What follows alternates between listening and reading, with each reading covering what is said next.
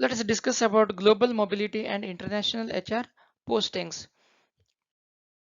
Global mobility is a HR human resource function that refers to multinational corporations' ability to move its people to offices in different location. So it is expatriation of the employees to the other countries for some short-term or long-term assignments. When an employee is asked to move abroad as part of their job, this is called an international assignment. When an employee is asked to move or he is going to shift to another country for work, it is called international assignment.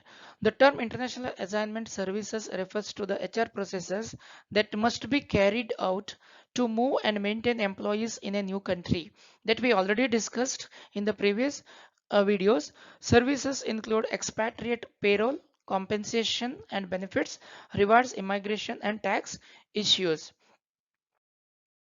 As more companies expand globally, they are also increasing international assignments and relying on expatriates to manage their global operations. Nowadays, because of globalizations, companies are expanding to unknown countries. Even in the map also, we are not able to identify those countries. Countries are exploring the newer market, and the business also they want to expand. That is why this expatriation or the international assignments will be part of their part of the HR, international human resource management. According to KPMG's global assignment policies and practices survey, 83% of employers surveyed offer short-term assignments. Go for 2 months, 1 month, 15 days, typically defined as less than 12 months. 97% offer long-term assignments, typically 1 to 5 years, and 61% offer permanent transfer or indefinite length. There is no restriction of the services in the another country. The growth in international assignment has been driven by companies desire to be globally competitive. It is according to Robert Lockley, a former principal in Mercer International Business. To successfully launch new ventures abroad and gain advantage over competitors, companies generally bring in their own experts from other locations to lead projects on a short-term basis rather than rely on local talent. So here talent is given important, whether he is from my country or he is from the subsidiary country, or subsidiary I mean to say uh, a migrant from other country, or it may be from the third party, third country, which is no more connected with the assignment. So here talent and the uh, to launch the new ventures abroad, and it is to gain over the competitors, right? To win, it is win and win-win situation. Companies generally bring their own experts. It may be from third party or the second party, or it may be from the first party. Identifying the need for the international assignment. Why we need the international assignment? Typical reasons for international assignment include the following: filling a need in an existing operation, transferring technology or knowledge to a work site or to a client's work site. These are the reasons why international assignments are given importance nowadays.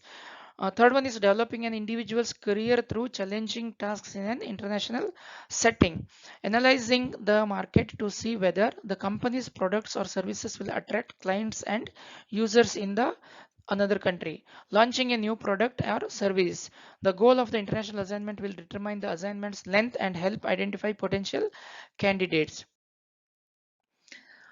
Selection process. Determining the purpose and the goals for an international assignment will help guide the selection process.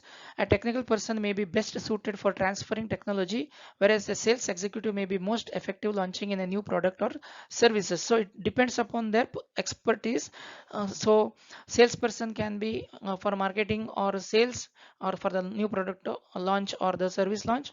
Technical guy can be transfer for the technology purposes. Traditionally, organizations have relied on technical job related skills as the main criteria for selecting candidates for overseas assignments, but assessing global mindset is equally, if not more, important for successful assignments. This is especially true given that international assignments are increasingly key components of leadership and employee development. The reach points to three major attributes of successful expatriates: intellectual capital, knowledge, skills, understanding, and cognitive complexity in the expatriate; psychological capital, the ability to function successfully in the host country through internal acceptance of different cultures and strong desire to learn from new experiences; social capital, the ability to build trusting relationship with local stakeholders, whether they are employees, supply chain partners, or customers. So it is leading to socialization of the expatriate. This is psychological. It shows um, mental maturity. It shows the knowledge.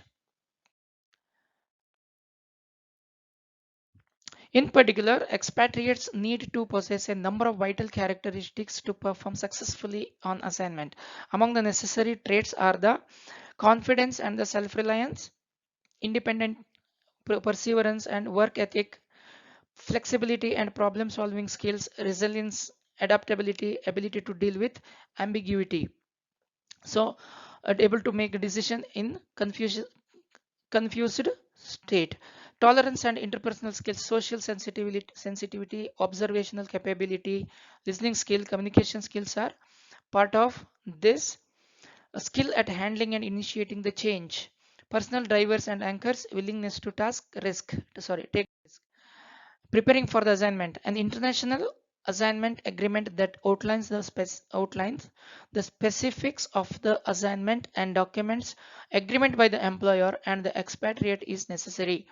Topics typically covered include location of the assignment, where he is going to, length of the assignment, how many days he will be, including renewal and trial periods if offered, costs paid by the company. So it depends upon assignment preparation cost, moving cost for household goods, airfare, housing, school cost, transportation costs while in the country, home country visits and security, going and coming back, paid holidays, everything should be made to understood. Made to understand base salary and any incentives or allowances offered, employees responsibility and goals, employment taxes, steps to take in the event and the assignment is not working for either the employee or the employer, repatriation, recalling them to their home country, safety and security measures, emergency evaluation procedures and hazards. Although many employers acknowledge the necessity for thorough preparation, they often associate this element solely with the assignee, forgetting the other key parties involved in an assignment. They are main contributors indirectly. They are the family members, work team, manager and team leader, organization. This may not be given importance at the time of sending them to another country.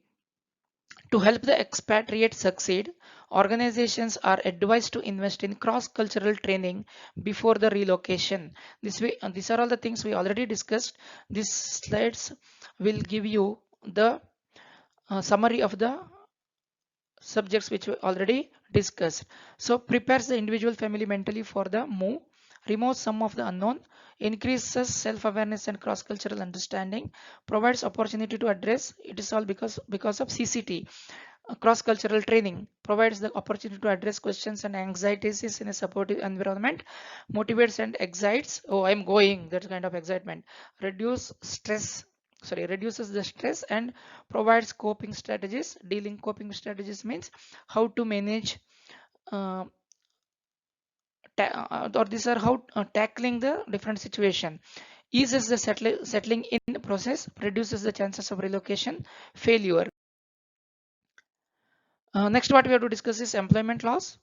Four major US employment laws may have some application abroad for US citizens working in the US based multinationals. Title 7 of the Civil Rights Act, the Age Discrimination in Employment Act, the Americans with Disabilities Act, the Uniformed Services Employment and Re-employment Rights Act. The Title 7, the EDIA and the ADA, these two, the Age Discrimination in Employment Act and the Americans with Disabilities Act, are the more far-reaching among these, covering all US citizens who are either employed outside the United States by the US firm, employed outside the United States by a company under the control of a US firm. So next is the compensation part. Companies take the one of the following approaches to establish base salaries for expatriates. The host country based approach. With this approach, the expatriate employees' compensation is based on the local national rates. Many companies continue to cover the employee in its defined contribution or defined benefit pension schemes and provide housing allowances. Only 14% of long-term assignments and 5% of short-term assignments pay on local rates according to the Carter survey.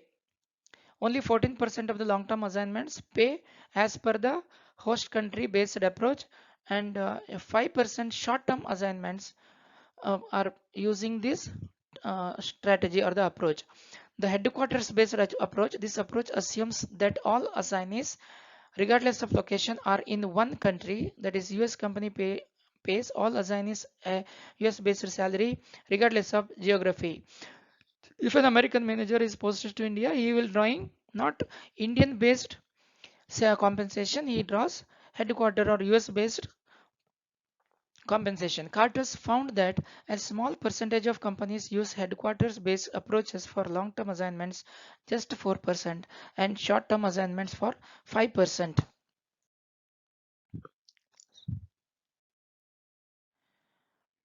As for handling expatriate taxes, organization usually take one of the four approaches. The employee is responsible for his or her own taxes. Tax is payable, right? Whichever the country you are working in, you have to pay the tax as per the tax slab, income tax slab. Since you are earning and you are utilizing the local resources for your achievement success, that's why you are liable to pay the taxes.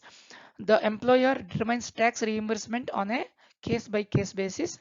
The employer pays the difference between taxes paid in the United States and the host country. These are the different approaches being adopted by the organizations to handle the tax payable of an expatriate.